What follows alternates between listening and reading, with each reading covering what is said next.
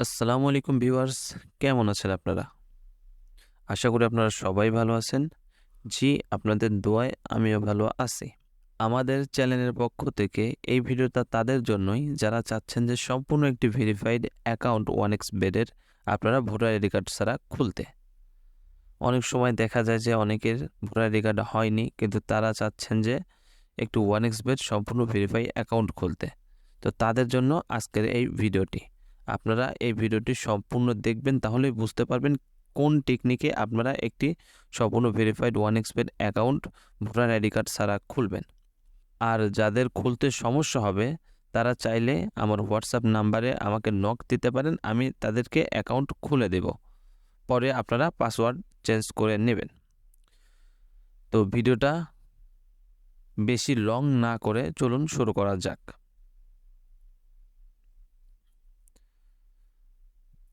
আপনাকে প্রথমে গুগল থেকে 1xBet অ্যাপসটি ডাউনলোড করে নিতে হবে। ডাউনলোড করে নেওয়ার পরে প্রবেশ করবেন।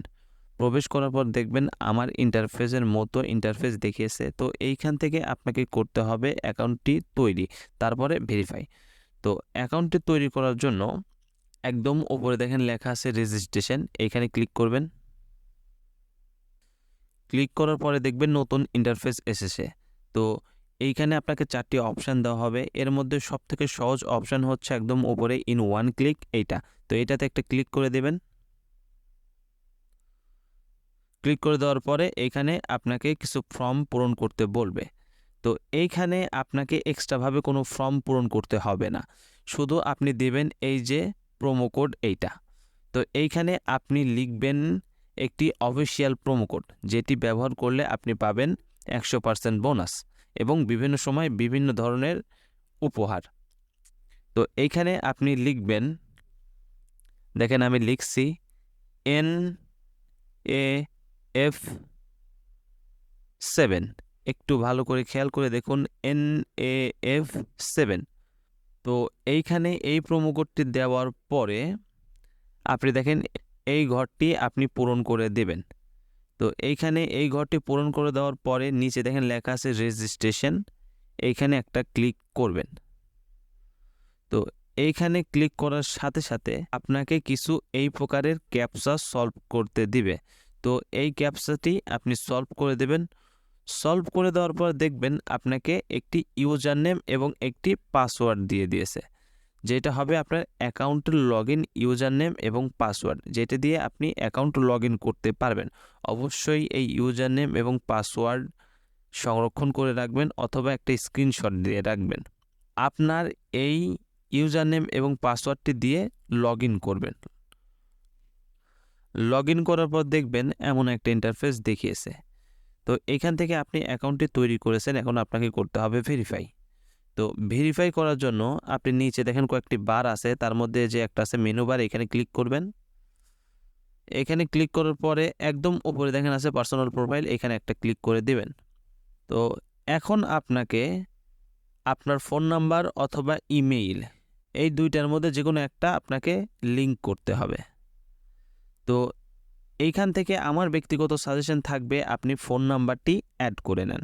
তো ফোন নাম্বারটি অ্যাড করার জন্য এই যে দেখেন লিঙ্ক আছে, এই আপনি লিঙ্কে ক্লিক করবেন। তো এখানে লিঙ্ক করার পরে এখানে আপনি আপনার নাম্বারটি বসাবেন। এখান থেকে 1 থেকে শুরু করবেন, কারণ দেখেন কোডে 0 দেওয়াই আছে। এখান থেকে আপনি অবশ্যই 1 থেকে শুরু করবেন, এখানে আপনার নাম্বারটি দিবেন। তো আপনার নাম্বারটি দেওয়ার পরে এই যে নিচে নেক্সট আছে, এই নেক্সটে ক্লিক করে দেবেন। ক্লিক করে দেওয়ার পরে আপনাকে আবার একটি ক্যাপচা সলভ করতে দিবে, সেই ক্যাপচাটি সলভ করে দেবেন। সলভ করে দেওয়ার পরে পুনরায় নেক্সট আসবে, নেক্সটে ক্লিক করার পরে আপনার ফোন নাম্বারে একটা কোড যাবে, সেই কোডটা এনে বসায় দেওয়ার পরে ওই নেক্সটে আবার ক্লিক করে দেবেন। দেখবেন আপনার ফোন নাম্বারটি অ্যাড হয়ে গেছে। যেহেতু আমি অ্যাড করব না, আমি এখান থেকে বের হয়ে গেলাম। তো ফোন নাম্বারটি অ্যাড করার পরে একদম উপরে আছে দেখেন ইন্টার ডিটেলস, এখানে একটা ক্লিক করবেন। ক্লিক করার পরে আপনাকে এইখানে আপনার ব্যক্তিগত তথ্য দিয়ে এই ফর্মটি পূরণ করতে হবে। এইখানে আপনি দেখুন একদম উপরে আছে সারনেম, এইখানে আপনার মেইন নামটি লিখতে হবে। আমার নাম যেরকম শাহিন আলম, আমি এখানে শাহিন দিব। তো তারপর আছে দেখেন ফার্স্ট নেম, এখানে আপনি এমডি দিতে পারেন। তারপর আছে দেখেন পেট্রিয়টিক নেম, এটা দেওয়ার প্রয়োজন নাই। তারপরে আছে দেখেন ডেট অফ বার্থ, এখানে আপনার জন্মটা একটি দিতে হবে, আপনি আপনার জন্মটা একটি দিয়ে দিবেন। তারপর আছে প্লেস অফ বার্থ, এখানে আপনি লিখবেন বাংলাদেশ। তারপরে আছে দেখেন রিজিয়ন, তো এইখান থেকে আপনি আপনার বিভাগটি সিলেক্ট করবেন, রিজিয়ন অর্থাৎ বিভাগ। দেখেন আমি সিলেক্ট করি, তো এইখানে আপনার যে বিভাগ সব কয়টির নাম আছে, এখানে আপনি আপনার বিভাগটি সিলেক্ট করে দিবেন। তারপরে আছে দেখেন সিটি, তো সিটিতে একটা ক্লিক করবেন, ক্লিক করার পর দেখবেন আপনার এখানে সব কয়টা জেলার নাম দেখিয়েছে। সো এইখান থেকে আপনি আপনার জেলাটি সিলেক্ট করে দিবেন। তারপর আছে দেখেন রেসিডেন্স অ্যাড্রেস, তো এইখানে আপনি আপনার উপজেলার নামটি বসিয়ে দিবেন।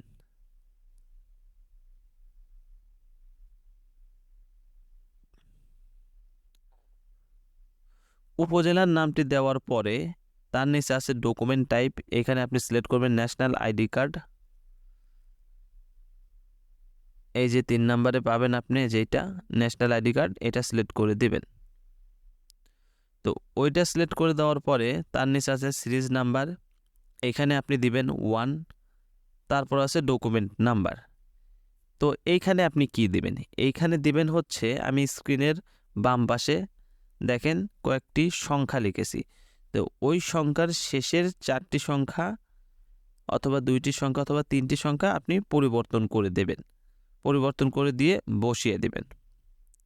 তো তারপরে আছে দেখেন ডেট অফ ইস্যু, এইখানে আপনি দিবেন 2010 থেকে 2020 সালের মধ্যে যে কোনো একটি সাল আপনি এখানে বসিয়ে দিবেন। তো তারপরে আছে দেখেন ডেট অফ ইস্যু, তো এইখানে আপনি লিখবেন বাংলাদেশ গভর্নমেন্ট। এইখানে ডেট অফ ইস্যুটা দেওয়ার পরে নিচে দেখেন সেভ বাটন আছে, এই যে এইখানে আপনি একটা ক্লিক করে দেবেন। ক্লিক করে দেওয়ার সাথে সাথে আপনার অ্যাকাউন্টটি সম্পূর্ণ ভেরিফাই হয়ে যাবে, অর্থাৎ এই তথ্যগুলো সেভ হয়ে যাবে।